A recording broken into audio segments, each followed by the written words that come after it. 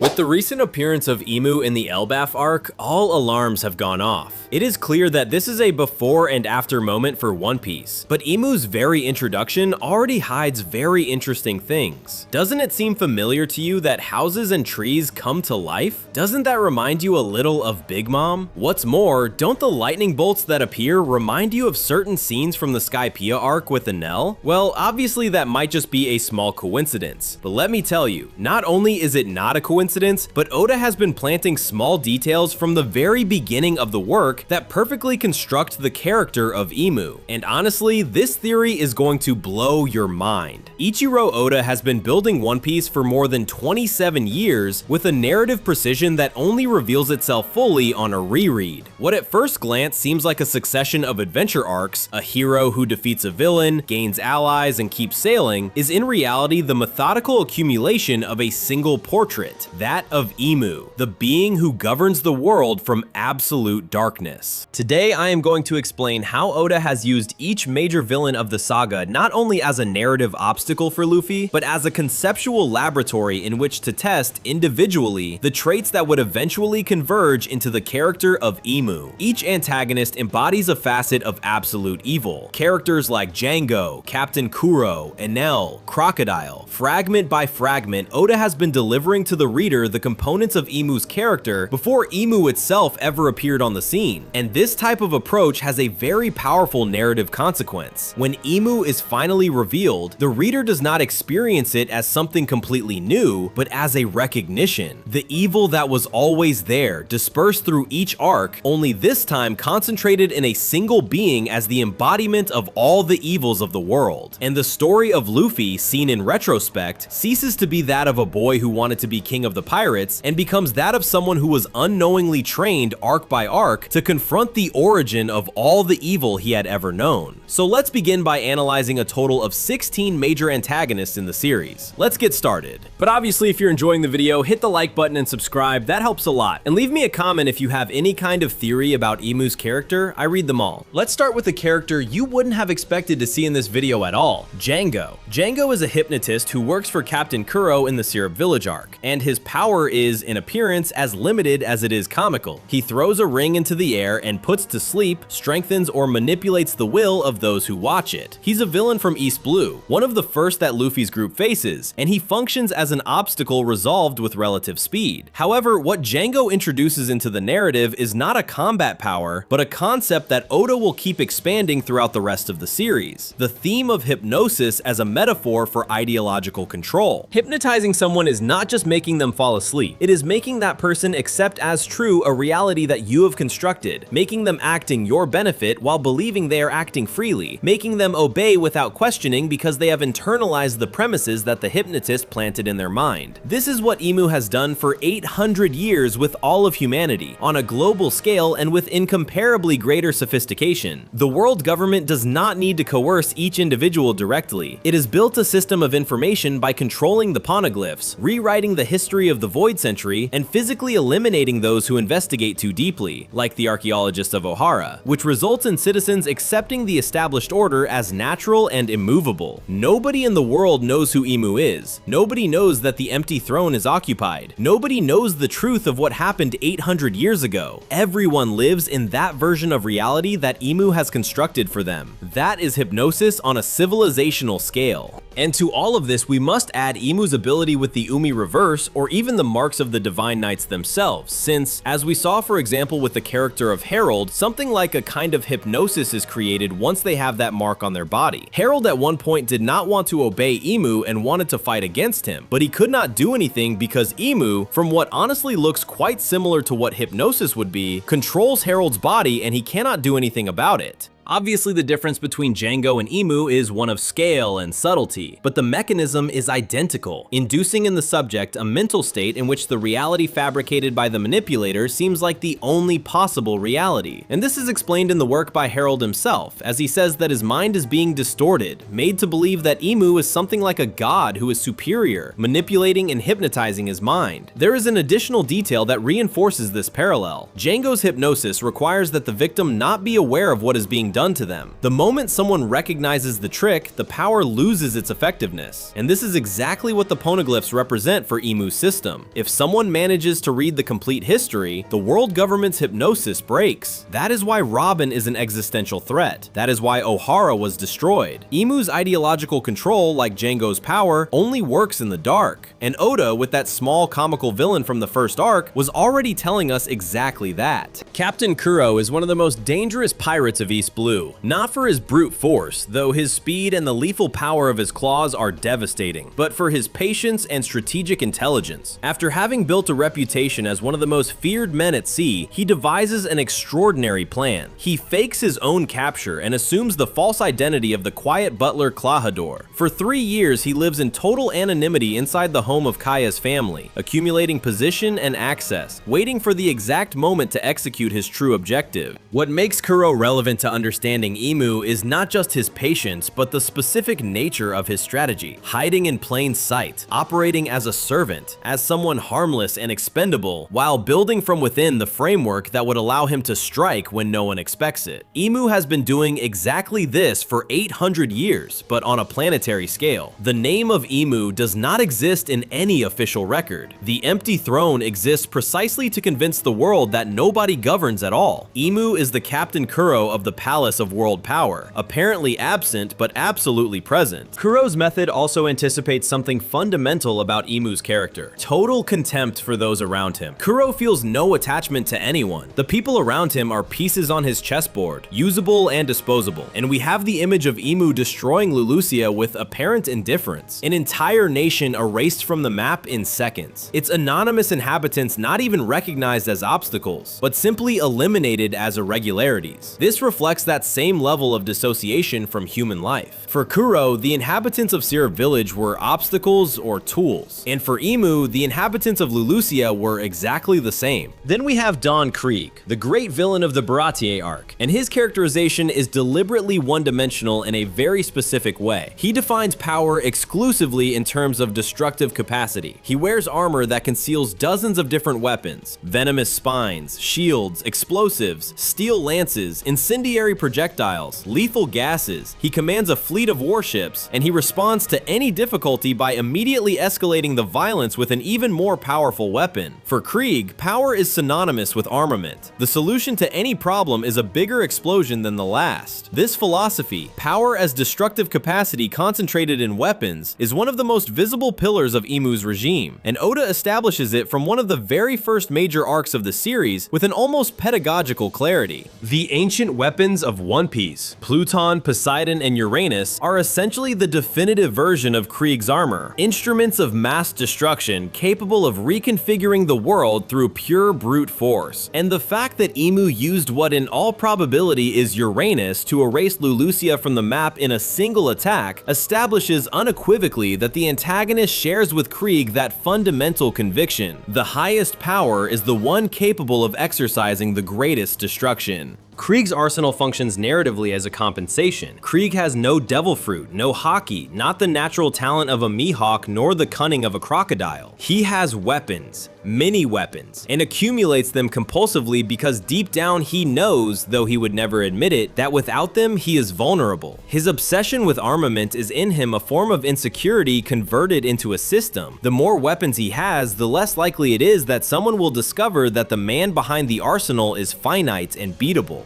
IMU presents an analogous dynamic, though inverted in its expression. The world government has built over 800 years the most elaborate system of control in history. The warlord system, the marines, cypherpole, international treaties, the monopoly of information, and yet IMU resorts to the ancient weapon to eliminate Lulusia. This choice is revealing. With all the institutional apparatus available, IMU opts for direct and massive destruction when a threat is perceived. That is Krieg's logic. When the system of control is not enough, maximum violence is escalated. Weapons are the last argument of those who do not truly trust any other form of power. And there is a third level to the parallel between Krieg and Imu, which has to do with the scale of ambition. Krieg wanted to conquer the Grand Line with his armada. It was a colossal ambition for someone from East Blue, but it had a simple logic: more territory, more power, more weapons, more troops. Imu's ambition is qualitatively different, not to conquer more territory, but to maintain total control over the territory already conquered 800 years ago. But the tool chosen when that control is threatened is exactly the same as Krieg's: destructive force concentrated in a weapon. In short, Don Krieg is the representation of the power of weapons, which is the concept that was transferred to Imu to tell us that Imu had the ancient weapons used during that ancient war, and we have even seen him use one to destroy Lulusia. The importance of the power of weapons in a world where it seems like nothing else matters is still very much alive. Draculae Mihawk also appears in the Baratier arc almost in passing. He defeats Zoro without apparent difficulty, offers him the only gesture of respect a warrior can offer another, the opportunity to be wounded by his most powerful sword rather than a regular knife, and continues on his way. And yet, he leaves an impression that does not fade, in part because Oda dedicates a few but very deliberate panels to establishing something fundamental. This man is different from everything we have seen up to now. The most striking difference, and the most relevant for the analysis of Imu, is visual. In the manga, in the original work, Mihawk's eyes are red, not golden or yellow as the anime portrays them, but a deep red that communicates something difficult to articulate yet immediately perceptible: otherness. The sensation that this being does not belong to exactly the same category as the other humans that populate the world of One Piece, or that if it does, it has reached a point on that spectrum that already touches something different.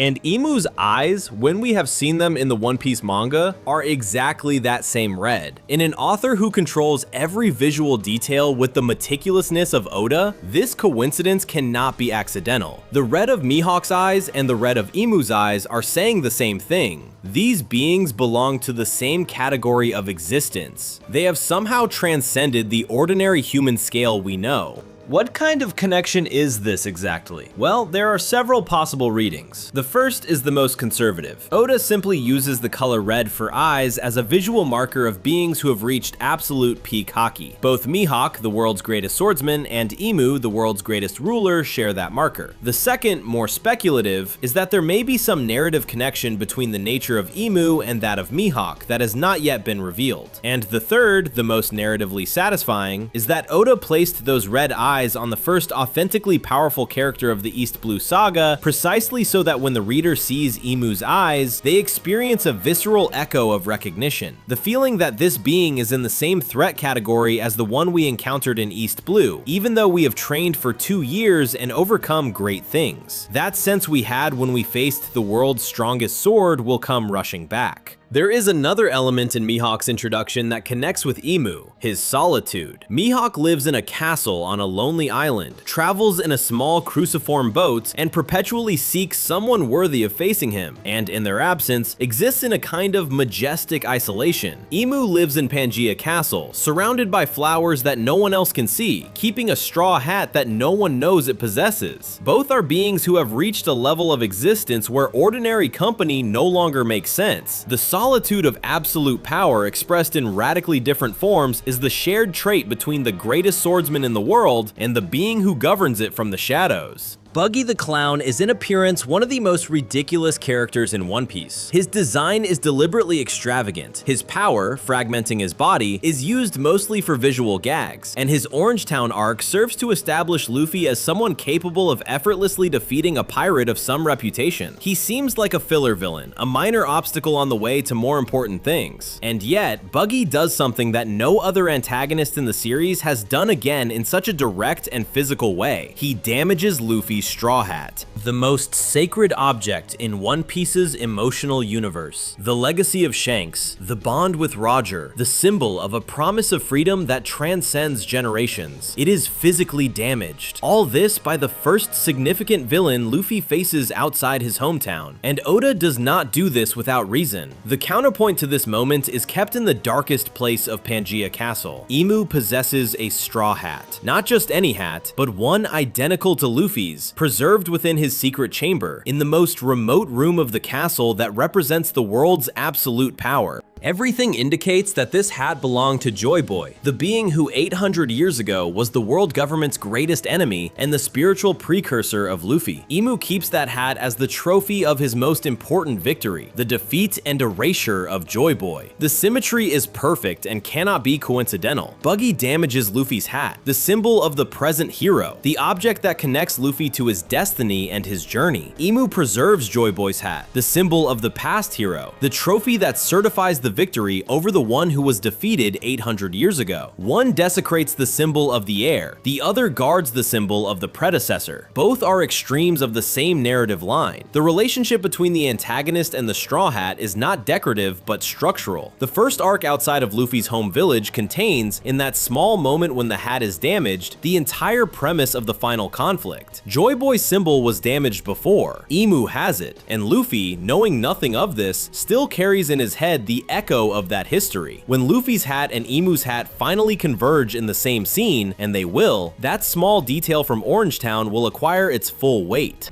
The Arlong Park arc is the first in which One Piece ceases to be a pirate adventure story and becomes something more serious. A story about systemic oppression and what it costs to break free from it. Arlong is not a villain who wants a treasure or the fame of the Grand Line. Arlong has built a system. He takes a territory, imposes rules, establishes tributes, creates dependencies, and sits on a throne from which he exercises his dominion with the arrogant indifference of one who considers that dominion to be the natural order of the world. The ideological foundation of that system is racial hatred. Arlong despises humans, considers them inferior by nature, incapable of equaling fishmen in any relevant aspect, and upon that contempt, he builds the architecture of his control. The humans of Kokoyasi Village pay a monthly sum of money to preserve their right to keep living. They do not work for Arlong voluntarily or by fair contract. They work because if they don't pay, they die. The relationship is as simple as it is brutal. It is slavery with an administrative euphemism. This model, racial domination as justification for systemic exploitation expressed in a tribute that the victims must pay to keep existing, is in miniature,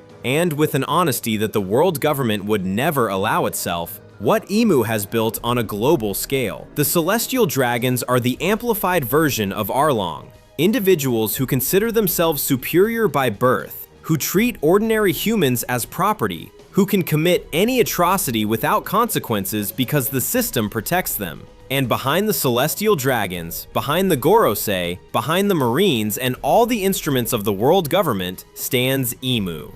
The Arlong who, instead of subjugating a coastal village, has subjugated all of civilization. The Arlong arc also introduces something fundamental about Nami that resonates with the story of the world in general. Living under Arlong's system has cost Nami the possibility of having a childhood, of being free, of trusting others. She spent years accumulating money to buy the village, acting as a traitor to pirates because she had no other choice, carrying a debt that Arlong's system had designed to never be fully paid off. The village of Kokoyasi has lived under that weight for decades. The inhabitants of the One Piece world have lived for 800 years under the equivalent weight of Imu's system, a debt of obedience and silence that renews itself generation after generation, and which, like Nami's debt, has been designed so that it can never be fully settled. Arlong's defeat has a meaning that transcends the physical fight. When Luffy destroys Arlong, the scene Oda draws is deliberate. Luffy does not just demolish the building, he brings down the system, turns the instrument of oppression into rubble, and Nami's subsequent tears are not of relief, but of liberation. The weight that had been crushing her for years disappears all at once. This emotion, the liberation from a systemic pressure that had been internalized until it felt permanent, is exactly what the world will experience when Imu's system collapses. Oda rehearsed it here on the scale of a coastal village, so that when that happens on a global scale, the reader will know exactly what kind of victory that is. Wapol, the former king of Drum Island, fits into these parallels as well. His defining trait is the simplest and most honest of all the One Piece antagonists. He is an unapologetic monopolist. Before being dethroned, he had gathered under his exclusive control the 20 best doctors in his kingdom, the Ishii 20, so access to medical care depended exclusively on his will. Getting sick without Wapol's approval could equate to dying. Health, the most fundamental resource for human survival, had become an instrument of political control.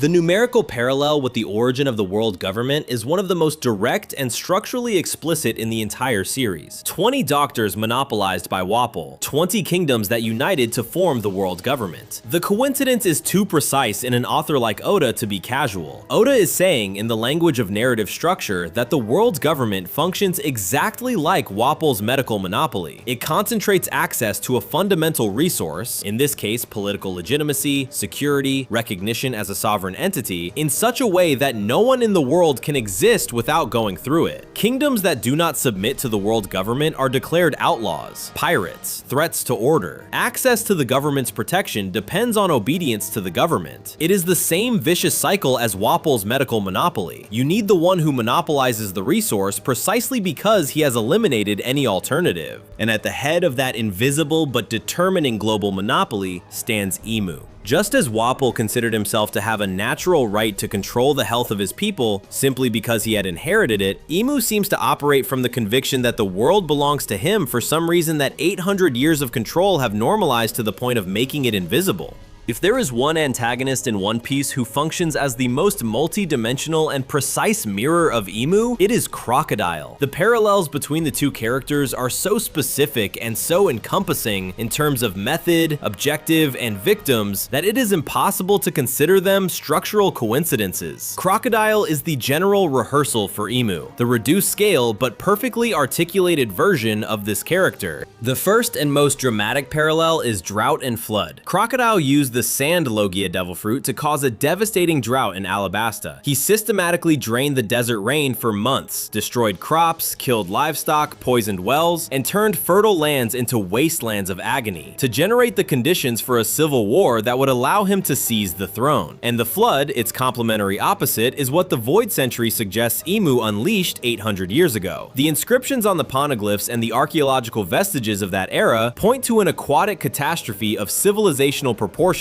that erased entire peoples and reconfigured geographies. Crocodile dries up, IMU floods. They are the two faces of the same mechanism, using the most fundamental natural elements as weapons of mass destruction directed against civilian populations to produce political results. The resonance of this parallel is even deeper if you consider that Alabasta is a desert kingdom, a place where water is already scarce, where rain is already precious. Crocodile chose exactly that context to make his drought even more devastating, attacking where the element is already lacking. Analogously, if the theory of the Void Century flood is correct, IMU chose to strike precisely in the period when civilization was most advanced and most vulnerable to a catastrophe that would erase its achievements. The second parallel concerns the ancient weapons. Crocodile's entire plan in Alabasta revolved around finding Pluton, the ancient weapon he believed was buried somewhere in that kingdom. The search for Pluton is the real reason behind all of Baroque Works' operations in Alabasta. The fabricated conflict, the drought, the infiltration of the royal palace, all of it was to obtain the weapon that would guarantee him indestructible power. Crocodile never obtained it. IMU sought it and already has it, or at least has access to what is supposedly Uranus, the ancient weapon of the sky, as the destruction of Lelucia demonstrated. The narrative progression is perfect. The antagonist of the middle arcs aspired to that level of power. The final antagonist has possessed it all along. Crocodile was the aspiration. IMU is the reality. The third parallel, and the most personally devastating for the royal family of Alabasta, is that of Cobra. Crocodile stabbed King Nefertari Cobra in Alabasta, left him bleeding on the throne room floor, humiliated him, left him dying. Cobra survived that encounter, but the mark remained. Years later, in the manga's most recent chapters, Cobra traveled to Pangaea Castle to present himself before the Gorosei and ask questions about Queen Lily, the ancestral figure of Alabasta connected with the Void Century, and the result was his death at IMU's own hands, in person. Crocodile attempted to kill the king of Alabasta, and IMU consummated it. The same royal family, the same dynasty, the same lineage that carries the initial of D through Vivi, Nefertari Vivi, has been attacked twice by the same evil, once in its arc-scale form, and again in its definitive form. The fourth parallel is the most enigmatic, and the one that opens the most questions. The lilies and Lily. In the Alabasta arc, in an apparently decorative moment, Crocodile withers the lily flower with his his sand power, a gesture of cruelty with no apparent relevance in the immediate context. But when Imu is shown for the first time in Pangaea Castle, the character is looking at a portrait of someone named Lily. Everything indicates that this Lily is Queen Nefertari Lily of Alabasta, the monarch who 800 years ago made a mysterious decision related to the nascent world government, who renounced something fundamental and whose story is directly tied to the Void Century. What does it mean that Crocodile withered that symbol, the lily, before Oda revealed that Imu kept that image of Lily? It could simply be a deliberate visual echo, Oda preparing the ground for a future revelation with a detail that only becomes significant in retrospect. But it could also be something more, an affirmation that the relationship between the lineage of Alabasta and the evil that pursues it, whether in the form of Crocodile or Imu, is not accidental. There is something in that lineage, in that name, in that desert kingdom with its lily flower that is at the center of the real story. Crocodile attacked that center without fully understanding it. Imu guards it, perhaps as an obsession, perhaps as guilt, perhaps as the only thing that after 800 years still holds some personal meaning. Everything in Crocodile, his methodology of control through fabricated chaos, his search for weapons of mass destruction, his attack on the royal lineage of Alabasta, his relationship with the symbol of Lily, is a reduced and mortal version of what Imu has done. And if Crocodile is one of the most elaborate and satisfying antagonists in the series, it is in part because Oda put more of Imu's essence into him than into any previous character. Crocodile is the most complete mirror that exists of Imu before Imu himself.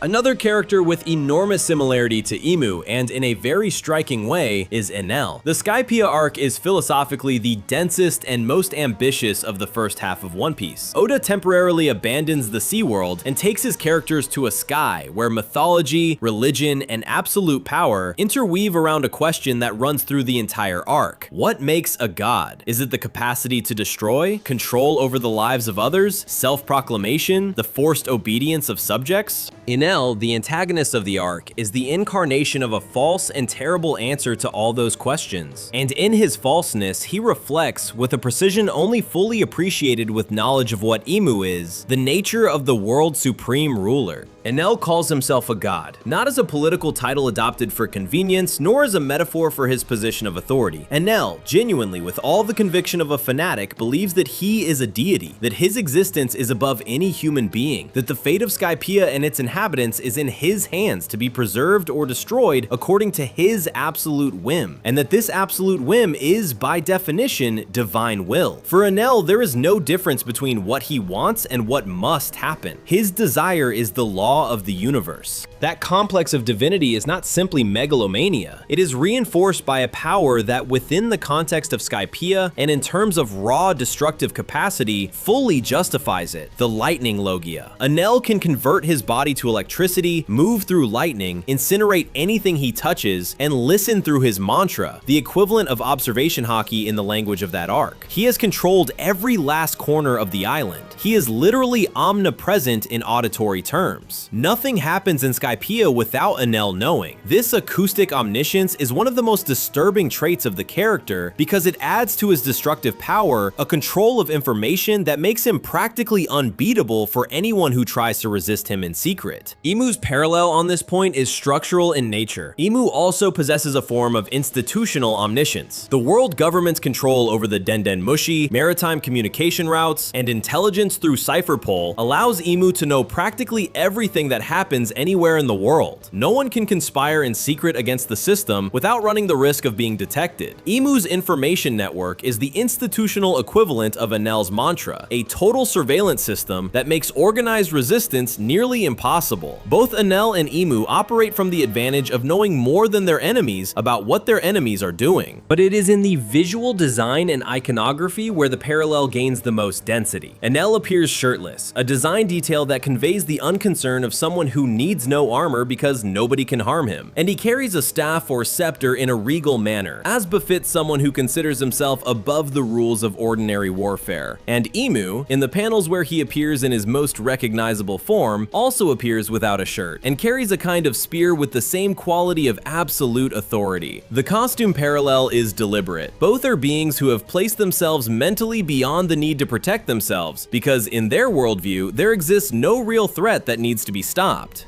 The most specific design element that most directly connects with Enel's aesthetic is drums. Enel has a design in which drums are prominent, a characteristic part of his silhouette, and the iconography surrounds his character. And in Imu's most recent revelations in Elbaf, when the antagonist begins to manifest his true nature, Oda draws behind him an entity of dark smoke with eyes, a presence that emanates from Imu as an aura or manifestation of something that inhabits him. There is a formal correspondence between Enel's circular drums and that dark form surrounding Imu. Both are visual extensions of the character that amplify his threatening scale beyond the limits of the physical body. But the most important scene in the parallel between Enel and Imu is without a doubt the destruction of Skypiea. Enel charges the Rygo, a colossal sphere of pure electricity that descends upon the island from above with the intention of erasing it from existence. The panels showing that sphere descending on Skypiea, the scale of destruction, the impossibility of escape, the coldness with which the perpetrator executes it from on high, the absolute helplessness of the inhabitants before what falls from the sky are visually extraordinary. And when Imu destroyed Lulusia, the composition of those pages deliberately replicates the same visual structure. Something falls from the sky. It crushes an inhabited geography, erases its inhabitants without any of them being able to do anything. The reaction of fans who recognized the echo was immediate and unanimous. We had already seen this in Skypiea with Enel. Oda is not copying himself. He is being consistent with the visual language he established decades earlier to describe the same type of action. A being who considers itself a god, exercising its power of mass destruction over a community from the heights, with total indifference to the value of the lives that power erases. Even Imu's introduction in Elbaf recaptures elements of Skypiea's aesthetics. The clouds, the elevation above the world, the sensation of a being that exists on a plane above the level ordinary humans can access. All of this connects the space where Imu dwells, the series imaginary, with the space where Enel established his dominion. Skypiea was the sky, a place humans should not have been able to reach, and from which Enel governed above the world. Pangaea Castle stands on the Mary Joa, atop the continent that divides the world, the most elevated place, geographically and symbolically, of the known world. Both are gods of the high ground, beings whose power derives in part from their literally superior position above everything else. The deepest and most important aspect of the parallel between Enel and Imu is the one the manga itself establishes explicitly during the climax of the Skypiea arc, the relationship between Luffy and Enel as natural enemies. During their fight, the narrator and the characters place notable emphasis on how Luffy should not be able to defeat Enel. In terms of power difference, Enel is unreachably superior, but his fruit, the one we assume to be the rubber type, makes Luffy immune to the only attack Enel has available: electricity. Rubber does not conduct electricity. Luffy, by the random nature of his fruit, is the natural enemy of whoever proclaims himself a god, because his body is literally incapable of being affected by that god's power. This dynamic has a direct and explicit translation in the most recent chapters of the manga. The manga has explained that the D's are the family the gods have always feared, the natural enemies of gods. And Luffy, as a bearer of the name D, as the user of what turns out to be the most powerful fruit in the world, that of Nika, the god of liberation, is the natural enemy of Imu, just as he was the natural enemy of Enel. Not because he is the strongest in technical terms, but because something in his fundamental nature makes him incompatible with the power of that false god. Enel could not hurt him with his electricity. Imu could not perform the Umi reverse on Luffy because Luffy is not an element of the system. He is its negation. Enel, defeated, does not die, nor is he imprisoned. He departs for the moon, the place he had always wanted to reach, and there he discovers that the ancestors of the people of Skypiea are the builders of the ancient civilizations. This strange and open ending is not a loose thread, but a door. The moon is connected with the ancient history of the civilizations that the world government has erased, with the beings who built the ruins that Nico Robin studies, with the past that Imu wants to keep hidden. Enel arrived there by accident and by megalomania, but what he found is part of the same truth that Luffy and Robin seek and that Imu has spent 800 years suppressing. Enel's defeat by Luffy is, in the final analysis, a declaration of the principles that the entire Skypiea arc builds patiently. False gods can be defeated. That is the promise the Skypiea arc makes about the final arc, and when the time comes, the reader who remembers the fight between Luffy and Enel will understand exactly what is happening. Now let's go to someone I'm sure you didn't expect to see here. Let's talk about Foxy. The Long Ring Longland arc and the Davy Back fight are, for many readers, the weakest point of the saga before the time skip. Foxy is a comical antagonist. His power of slowing things down with the Noro Noro no Mi is visually interesting, but dramatically limited, and the game context makes it difficult to generate real tension. And yet, Foxy introduces into One Piece's narrative a concept that Oda needed to establish before the Grand Line arcs began to reveal the true nature of the world government, the institutionalized trap.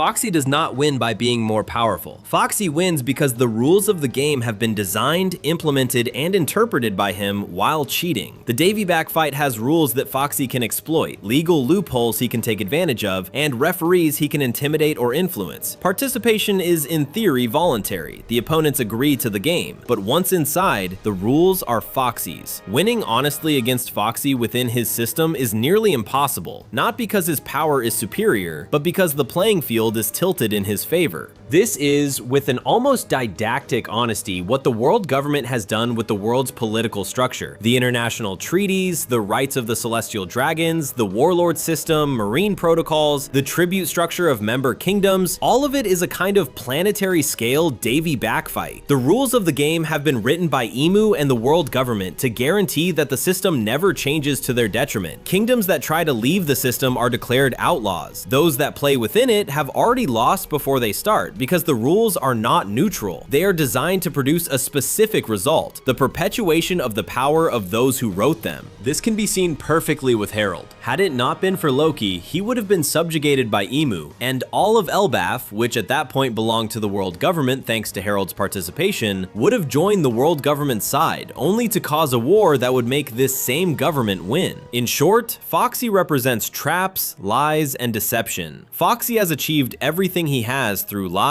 through cheating, and has won all his victories on that basis. And it is quite likely that IMU did something very similar during the Void Century to win. This is something he has been doing for 800 years, lying to the people so they participate in his game of the celestial tributes, and from that moment on, they have already lost. The evil of lies is reflected in the character of Foxy. With the character of Lucci, Enies Lobby becomes the turning point of One Piece. Before Enies Lobby, the world government was an abstraction, a distant bureaucracy that imposed taxes, declared pirates those it disliked, and sent the Marines when necessary. It had a presentable face, the rhetoric of world peace and justice, and a less presentable face, the celestial dragons and their caprices, but it had shown nothing of its true operational core. Lucci is that core. Cypherpool 9 is the revelation of what the world government truly is beneath all its institutions, an organization of trained assassins to kill, torture, and silence those who represent a threat. Without judicial process, without possibility of pardon, without witnesses. The CP9 does not arrest, it eliminates. It does not investigate, it suppresses. And it does so with an efficiency that reveals this is not an emergency operation, but a normal and expected function of an apparatus that has been working this way for decades and probably centuries. Lucci embodies this function with a dedication that goes beyond ideological fanaticism. It is almost artistic. For Lucci, killing is mastery. The Rokushiki, the CP9's martial art, is beautiful in its precision. Lucci does not hate the victims, nor despises them in an emotional sense. He simply does not consider them morally relevant. They are obstacles or threats, and obstacles are eliminated with the same efficiency one would use to solve any other technical problem. This emotional dissociation, the capacity to exercise extreme violence without the weight that normally accompanies it, is one of the most disturbing traits of the character, and one of the most directly connected to what IMU demonstrates in Lulusia. When IMU destroys Lulusia, there is no indication in the scene of any emotion, excitement, or recognition of the lives being erased by this act. It is an executive decision. A threat has been identified, a tool has been activated, the threat has been eliminated. The same logic that Lucci would apply to an individual, IMU applies to a nation. The scale is different, but the psychological mechanism is identical. But the most important element of the Enies Lobby arc in relation to IMU is not Lucci as a combatant, but the visual detail of the arrival at Water 7. When the CP9 arrives in the city, they do so in disguise, and one of those disguises, the mask worn by Lucci himself as an agent in the organization, is that of an ox with prominent horns. And the eyes visible in that mask in the manga are exactly the same as IMU's. Red, fixed, without human expression,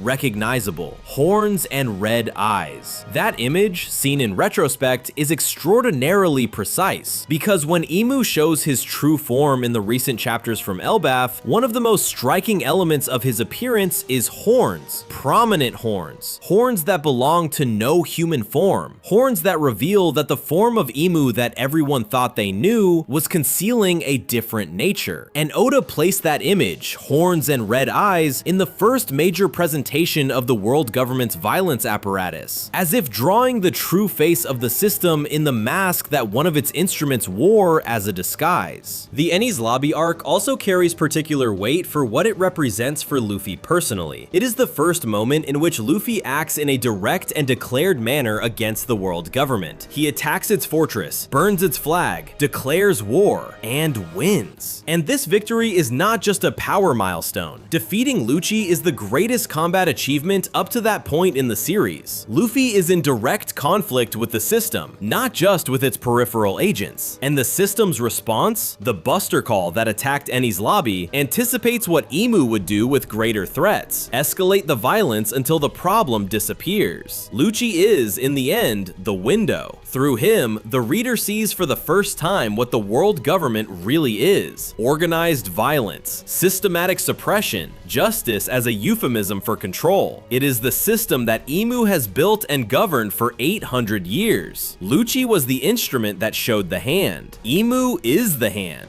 Gecko Moria is the antagonist of Thriller Bark, and his power, the Kage Kage no Mi, is one of the most conceptually disturbing in the entire series. Moria can extract the shadow of a human being, separate that dark, intimate projection from a person, and use it for his own purposes, animating corpses, creating an army of zombies, building soldiers with shadows stolen from the living. The victim loses their shadow, and with it, a part of what makes them real. Without a shadow, a human being disintegrates under sunlight. The shadow, in the philosophy of the Thriller Bark arc, is not just a physical projection. It is the dark but authentic part of the being, what the zombies of Moria retain from the original character of whoever possessed it. Moria steals that authenticity, that essence, and turns it into a tool in his service. The shadows belong to him, and while he possesses them, the bodies that lost them exist in a limbo between life and death. The parallel with IMU and what the world government has done to humanity is symbolic in nature but enormously precise. IMU has stolen the world's shadow. He has separated humanity from the truth of its own history, its collective memory, its cultural identity, its understanding of why the world is the way it is, and has left its inhabitants living in a state analogous to Moria's shadowless bodies, apparently whole, but deprived of a fundamental arc that would make possible their true existence as free and conscious beings.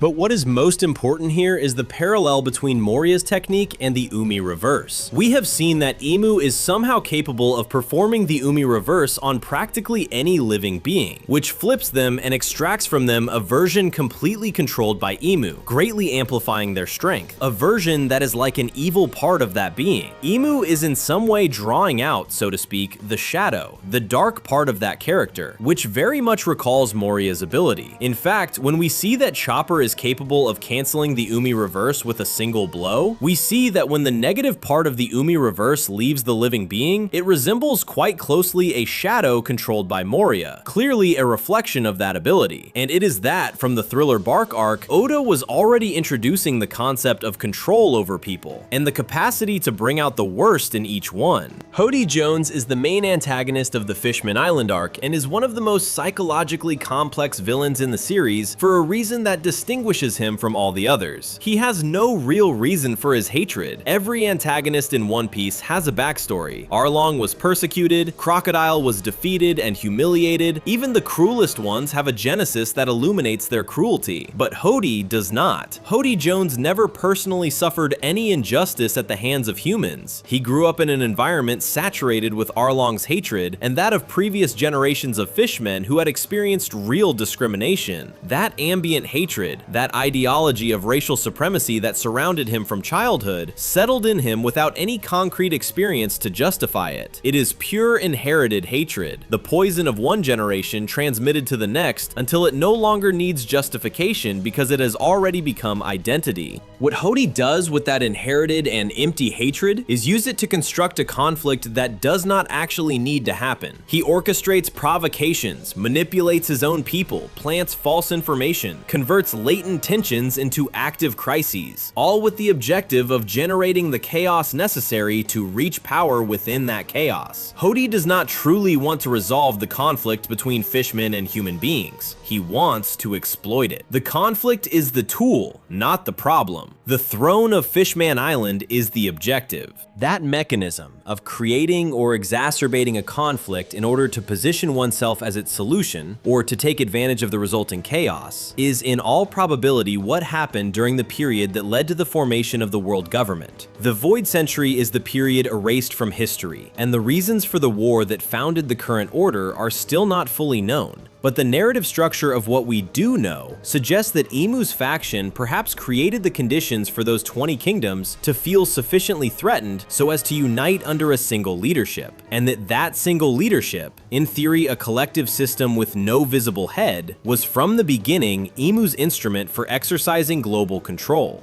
Even a character who gets glossed over as quickly as Hody Jones is introducing another very interesting concept that Imu has probably applied to the world government and during the Void Century: creating conflicts, deceiving and manipulating certain situations little by little so that he himself benefits, regardless of which people suffer, which people die, so long as he effectively secures the real throne. And bearing in mind that it was mentioned that Davy Jones was something like the first king, surely making a character named Jones sharing that surname with that first king is no coincidence. Don Quixote Doflamingo is the great villain of Dressrosa, and in his configuration as an antagonist, Oda compresses several of Imu's most important traits into a single character with notable narrative economy. Doflamingo is not just a powerful criminal, he is someone who operates at all levels of the system simultaneously. He is one of the warlords, officially recognized and protected by the world government. He is a weapons trafficker, a dealer of smile fruits, and the king of Dressrosa, and he has sufficiently compromising information about the world government secrets to use it as life insurance. This simultaneous access to all levels of power, the official, the criminal, the political, and the informational, reflects the structure of Imu, someone who does not exist in any of the system's records, but who operates over all of them. In fact, the character of Doflamingo is something like a small mirror of what Imu represents. After all, Doflamingo is also part of the Celestial Dragons by blood lineage. We have mentioned several times that the name of Imu is related to the number 16, because in Japanese it can be read something like 16, especially since Imu's name is written in katakana, and in this wordplay, the first character of Imu can be read as Ichi, which is 1, and the other as Mu, which would be Mutsu, meaning 6, so it would be something like 16. In fact, the lightning bolts that attacked Lulusia in the manga are exactly 16 in number, and Doflamingo just so happens to have an attack called 16 bullets, playing again with 16. Not to mention certain panels, like the ones you are seeing now, in which we see people kneeling before Doflamingo, and Gorosei members kneeling before Imu, with even several visual similarities in the staff and the sword. Moreover, up until the most recent chapters, Imu had been showing only his eyes but nothing of his body, while Doflamingo, in contrast, showed his entire body except the eyes. In fact, even Doflamingo's technique of using threads to manipulate people in Dressrosa is quite similar to what Imu does with the Umi reverse. Let us remember that he took control of Dressrosa by manipulating King Riku and everyone else with the threads, causing a massive massacre. And in fact, that technique was called parasite, something like what Imu seems to introduce into people to control them. Not to mention that, as we said before, Doflamingo has certain very important information about the world government, as he mentions things about the treasure of Mary Joie and says that power rots with time, which fits rather well with Imu's appearance in Elbath, where simply by arriving he already seems to be suffering. Charlotte Linlin, Big Mom, has built Totoland, a kingdom designed from scratch in the image and likeness of her desires, where all races of the world coexist in what she calls harmony, but which in reality is a coexistence sustained by fear and an impossible to refuse contract of life. Each month, Big Mom's tax collector travels through the territory and takes from each inhabitant a portion of their lifespan as tribute. Living in Totoland is not a right, but a privilege that is paid literally with years of one's own existence. The connection of this system with IMU is one of structure and philosophy. If Big Mom has built a kingdom where everything, including the very elements of the environment that have a life of their own thanks to her fruit, obeys her will, and where citizens pay with the most fundamental thing they have in order to keep existing, IMU has built the same, but on a global scale. The world's inhabitants do not pay with years of life directly, but they pay with generations of ignorance about their own history, with the possibility of being erased for asking the wrong questions, and with the necessity of obeying a system whose rules they did not choose and whose authors they do not know. Big Mom's destructive ferocity when she doesn't get what she wants, her hunger tantrums, her capacity to devastate entire territories over an unfulfilled whim, also anticipates what IMU has demonstrated when the system is threatened. The destruction of Lulusia has no proportionality to the threat it represented. Sabo saw that IMU existed and decided to erase the entire country. IMU's response to the perceived threat has the same absence of proportionality as Big Mom's rages. Absolute power does not need to calibrate its responses because it has no one to whom it is accountable. Big Mom also introduces something about the nature of power in relation to affection. Her children fear and obey her, but they do not love her. The family she has built is a structure of dependency and fear, not of genuine loyalty. The same is applicable to IMU's system. The Gorosei obeys, the Celestial Dragons obey, the Marines obey. But would anyone in this system voluntarily sacrifice themselves for IMU beyond the fear of the consequences of not doing so? The question, when framed in those terms, suggests that IMU's system, like Big Mom's kingdom, has a structural fragility that the display of power conceals but does not eliminate. Apart from the visual detail that when IMU appeared in Elbath, we saw several houses and trees come to life, while above it all, music was playing, this quite closely echoed Big Mom's presentation. This is obviously a characteristic that both share and that is very similar.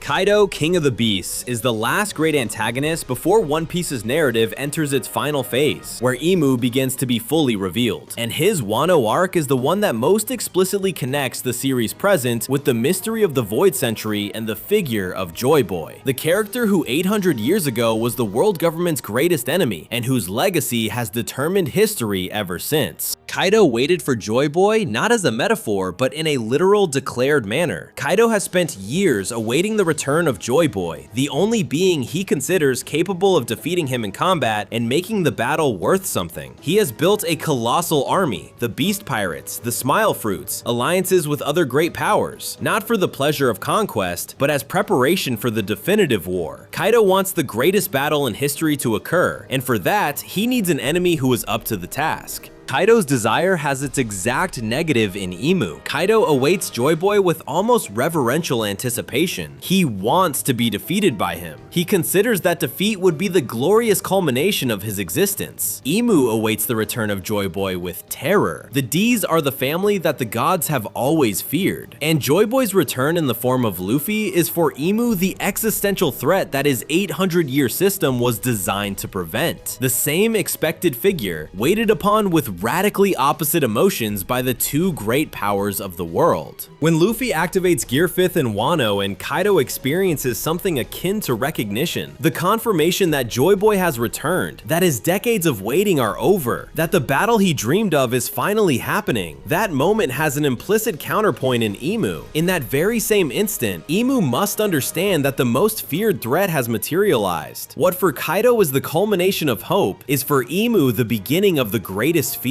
In 800 years of control, of surveillance, of preventive destruction, Ohara, Lulusia, so many others we don't know about, were not enough to prevent this moment from arriving. That is to say, in Imu, in their purest and most elevated form, converge the manipulation of Django, the patience of Kuro, the armament obsession of Krieg, the eyes of Mihawk, the obsession with the hat of Buggy, the systemic oppression of Arlong, the monopoly of Wapol, the complete mirror of Crocodile, the divine complex and celestial destruction of Enel, the institutional traps of Foxy, the dark face of government of Lucci, the stolen shadows of Moria, the fabricated conflict of Hody Jones, the people control of Doflamingo, the custom-made kingdom of Big Mom, and the waiting for Joy Boy of Kaido. And Luffy, arc by arc, has surpassed each of those traits in their accessible forms. He has learned, without knowing it, to face each component of the ultimate evil. But what is most important here is not Luffy himself, but the reader, because little by little, Oda has used us as guinea pigs, planting different concepts in different characters throughout the entire work, representing